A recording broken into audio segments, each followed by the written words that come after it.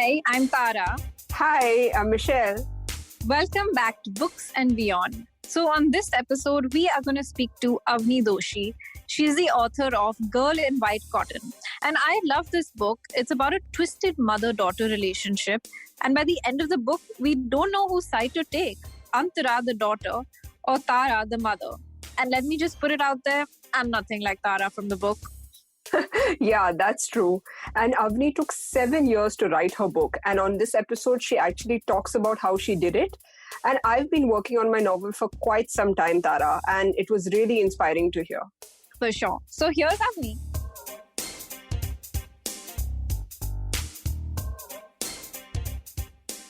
Welcome to our podcast, Books and Beyond. And today we have with us the lovely Avni Doshi, who has written the critically acclaimed Girl in White Cotton. First of all, thanks so much for having me on the podcast. I'm really excited to be here. So, Avni, could you tell us a little bit about Girl in White Cotton, just for our listeners who may not have read it? Sure. Girl in White Cotton is the story of a mother and daughter who have a difficult, trying relationship. And the mother is diagnosed with Alzheimer's disease.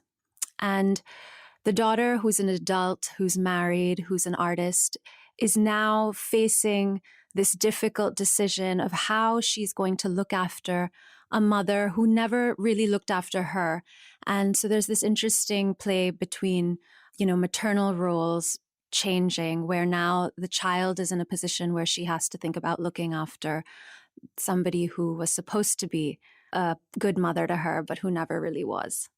So, Avni, since your book is set in India and, you were actually raised in the US, we were wondering, did you ever think of writing an immigrant fiction, book or a plot with, with that theme?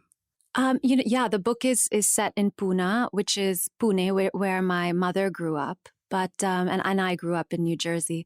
But I've always admired, there's so many immigrant novels that I've admired. The books by Jhumpa Lahiri or Akhil Sharma is another favorite of mine. Akhil Sharma is one of my favorite writers. He's incredible. And Jhumpa Lahiri is mine. Okay, so I've named two of your favorites. Okay, great. So yeah, I think we have similar taste. They've really inspired the way I think about novels, but I think India has always had a really central place in my imagination. And I'm sure, of course, it has for the immigrant novel as well, right? India, the nostalgia for the mother country is at the center there. But I really wanted to kind of be surrounded by India, by the sights, the smells, the sounds, by the culture when I was writing this book. And actually, in my 20s, I moved to India. I came to work in the art world. And so that's where I actually started writing this book. Oh, wow. Oh, wow. Yeah, I was living in Bandra, actually, where we are right now, recording this. Oh. And that's where the beginnings of this book made their way to the page. So That's amazing. Yeah. So how did you, you mentioned in other interviews that the book is not autobiographical. And we found that really fascinating because a lot of debut novels are in a way very much inspired by the relationships in the author's life. And the mother-daughter relationship seems so different from what you've said your own relationship is. So how did you sort of construct this story? This is such an interesting and I think complicated question because I think to say the book is autobiographical doesn't do justice to the book and doesn't do justice necessarily to my relationship with my mother either. So I would only say that there are emotions in my life that have triggered things in this book. There are experiences in my life. There are conversations. I think there are definitely some real conversations in here, real interactions that have happened. But as you say, it's not autobiographical. I grew up in the US. My parents, in the book, the characters' parents are divorced. My parents are very much together. The narrator has no relationship to speak of with her father. I have a very close relationship with my father. My mother and I, we have our fights, we have our differences, but it's nothing like As what tenuous you've as- read. Yeah, exactly. Exactly. And we were curious to know, like, did your mother read the book? And if she did, what did she think of it? So before she read the book, other people read the book and I think reported to her about how terrible and disturbing the mother character was. And so she was really horrified. She sent me a few really angry WhatsApp messages. Oh no. She said, "Why did you write this?" Then a few times she said to me, "You didn't have the right to write this," which I thought was so interesting because I really feel I have ownership over all of my experiences and I have the freedom to write whatever I want. But that almost made me think for a second, if I'm hurting the people around me, do I have the right to tell stories? But, once she read it, I think she liked it. And I think she realized that it wasn't her. Yeah. I'm sure she saw herself in the mother in places. I'm sure she saw herself in the daughter. That's another interesting thing that I've spoken about before is even me as a person, I'm not just in one character. I see myself in the husband. I see myself in the wife. I see myself in so many of the characters. So I don't think it's a very clear distinction that can be made. And once she read it, she was okay with it. Yeah, very interesting. Yeah, but I think with fiction, like it's an amalgamation of characters and characteristics. You can't really pinpoint, like whether it's really based on a particular person. Yeah. Yeah, and I true. guess it's always your own experiences that filter through, Right. even if it's a piece of fiction. It's very Yeah. interesting. And probably, you know what? It's more fair to say that all the characters are me. So if the mother is a monster, then that's because I'm a monster. It's not really a reflection on my mother, I think, in a sense. Yeah, and since your book is set in Pune, like, we were wondering, did you, draw inspiration from the Osho Ashram in any way? Because the ashram reminded us of that.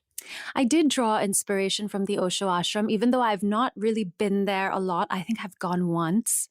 Actually, it's very interesting that you chose the ashram as a setting, and the narrator goes with her mother when she's a young girl to live with her mother at this ashram, and the mother sort of becomes the lover of the Guruji there.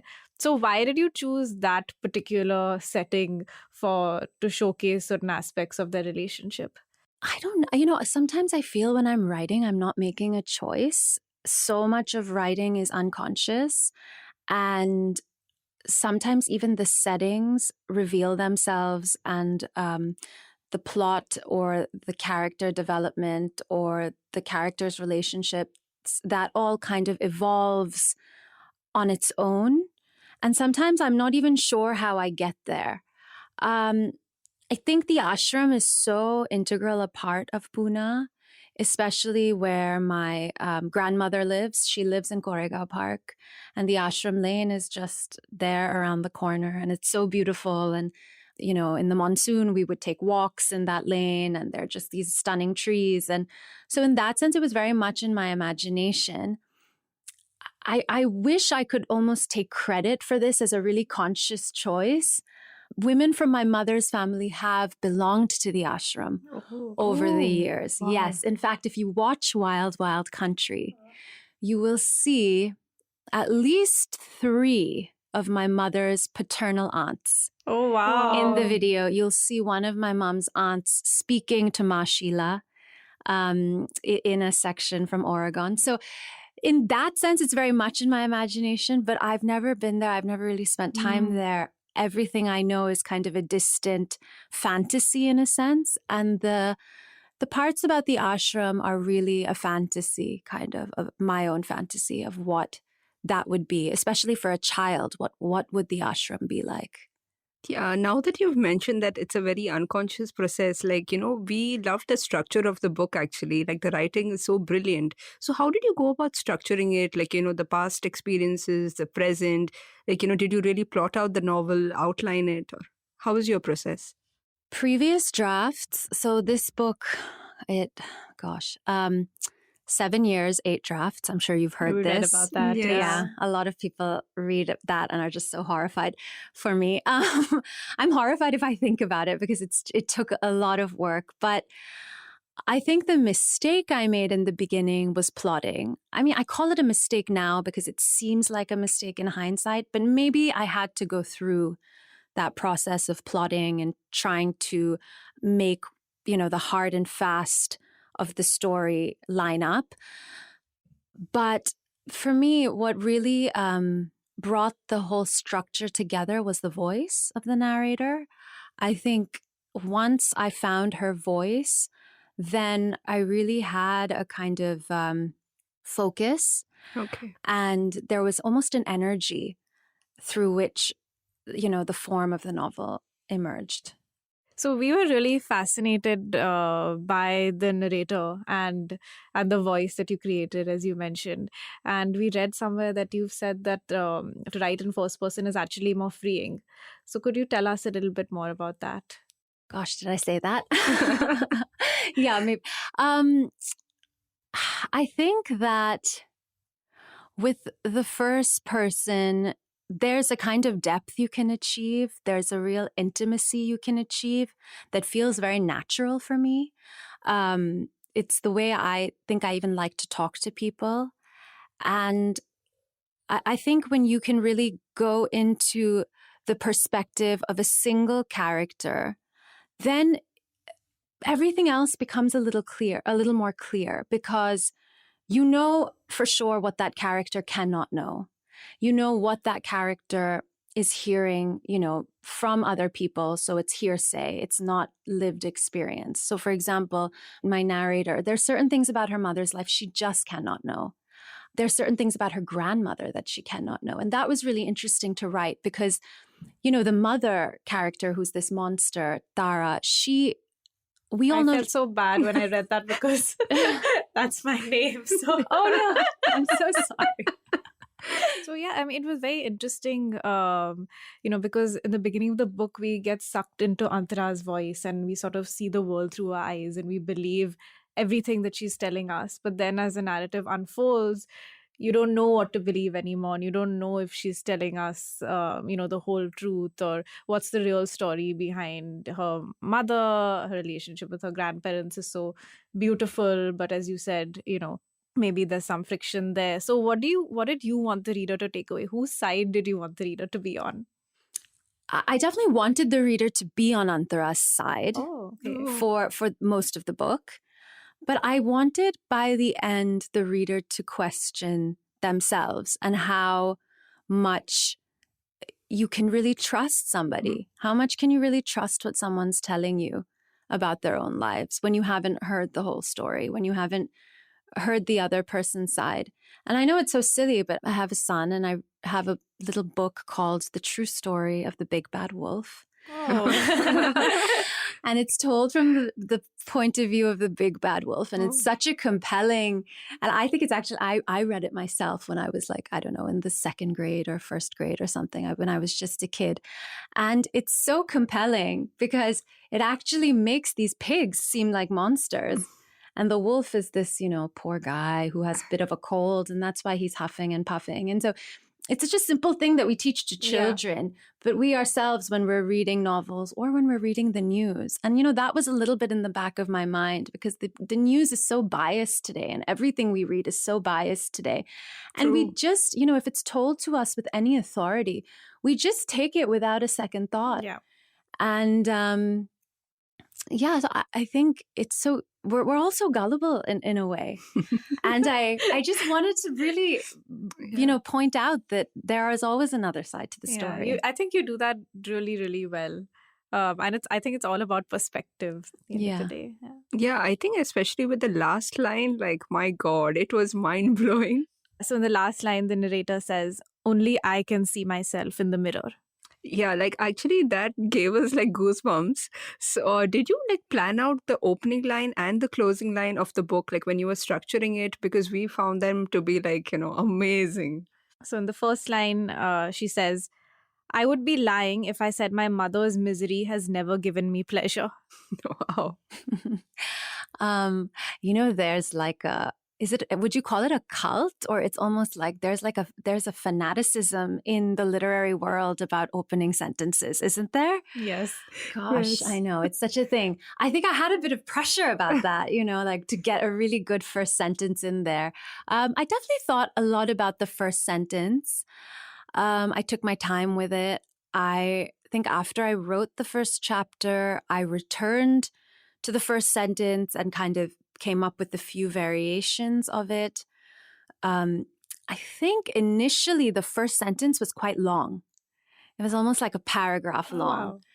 And then I had to kind of cut it up and, rethink how I wanted it to sound, how musical I wanted it to be, what kind of a rhythm I wanted. The last line was very different. The last line, I didn't know was going to be the last line until I got there. And in fact, the last chapter, I didn't know was going to be the last chapter until it was done. I started writing it and I really didn't know what was going to happen. I knew that I wanted all of my at the end of the book, I knew that I wanted all of my characters to be in a room together. So even when I'm thinking about my character, like how I'm developing the characters or what their relationship is or what kind of dialogue I'm going to write for them, I always imagine them in a room together, even if technically in the story they're not in a room together. And it seems like a lot of the book was so well thought through, and a lot of the book came to you and then you iterated. And we know that you studied art history and then you went on to work in the art world. So why writing, and how did you decide that, you're going to write this story? And how did that process go about for you? I always loved to read fiction, and I love art history, but I'm not really sure why I studied art history. I probably just should have studied, literature and creative writing. But I didn't really believe that people were writers. I mean, it was just always such an abstract thing to me in my mind. I knew that, Marquez was this writer who I loved. And, there were other writers who I admired so much when I was much younger. And I just didn't think it was a real profession. Like, I just thought it was something that these geniuses must do, and they live in some magical place. And it just seemed so far from my reality. How did I get to writing? I'm not sure. I did it privately in secret. I just started writing little passages and fragments. And for me, writing, it comes from a really unconscious place. If I try to sit down and really think through it too much, if I'm nervous or if I'm anxious or if I'm thinking of deadlines and word counts, and I have some like adrenaline rush happening, then it's just rubbish and I have to throw it all away. Oh. But I think writing from the dream state is really powerful. I think, if you can write in bed as soon as you've woken up, if you can just open your eyes and you just have that little maybe bridge to your unconscious, I think that's like a great place to write from. I think writing when your nervous system is too switched on is always a big mistake for me. If you can enter a more parasympathetic state where you're kind of rest and digest and you're calm, that's, I have a writing teacher actually based in New York. Her name is Madeline Kent. She teaches something called sense writing. It's really interesting. She talks about how the brain loves learning in a parasympathetic state. So when your body is kind of relaxed and resting, your brain begins to do things that it likes. So for example, your brain loves to differentiate. So feel the difference between the right side of your body and the left side of your body. Feel how, if you're lying on the floor, what kind of a shape your body would make on the floor. That's very interesting. And it's so interesting because it's a lot to do with movement, and it's a lot to do with just releasing and surrendering and allowing the brain to do what it likes. But it's incredible because it's almost like you're gaining some kind of access to the unconscious mind in that way. And so I think what's been really special to me with writing is that I haven't really come at it in a very academic way. I mean, I've done a writing fellowship and all of that, and I've taken courses on craft and that kind of thing. But I try to just keep it as unstructured and unstudied in a sense as possible, and just let my brain and body do what feels good. What it likes. Yeah.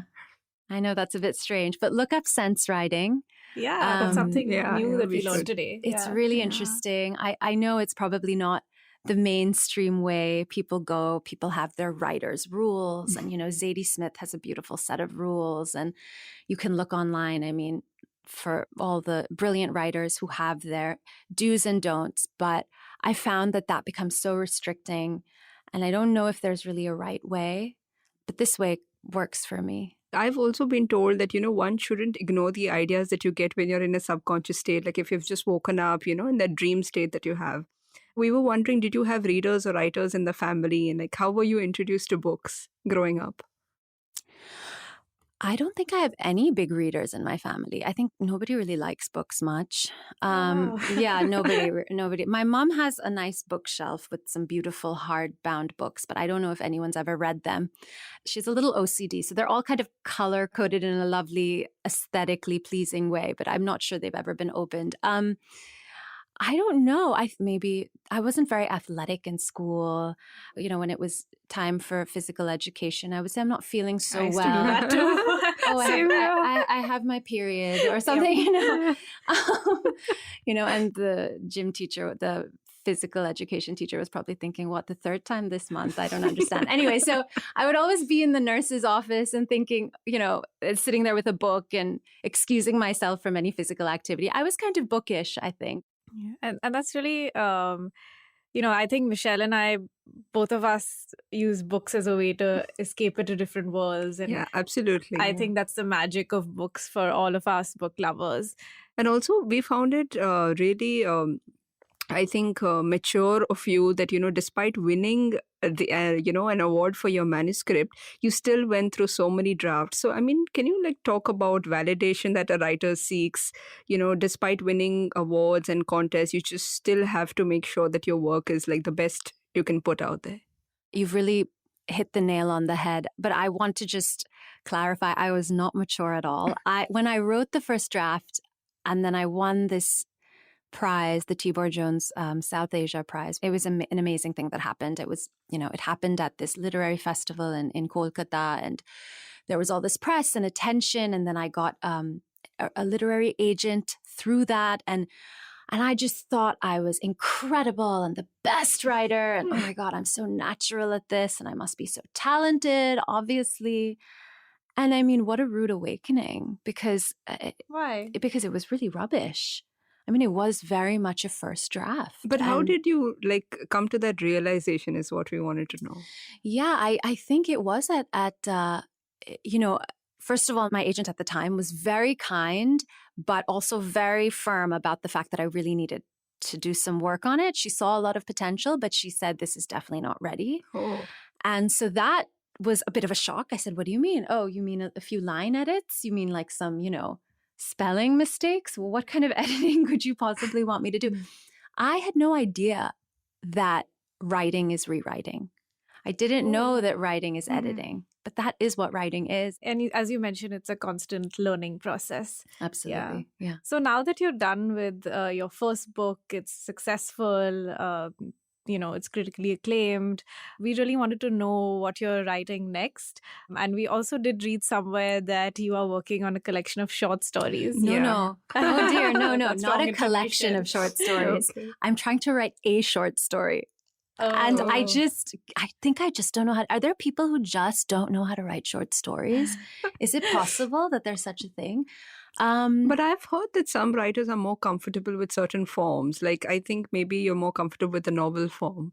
I think I don't. You might be right. For some reason, even if I begin with kind of an idea for a short story, I go off in so many directions, and I think a short story requires a kind of focus that I'm not sure that I have.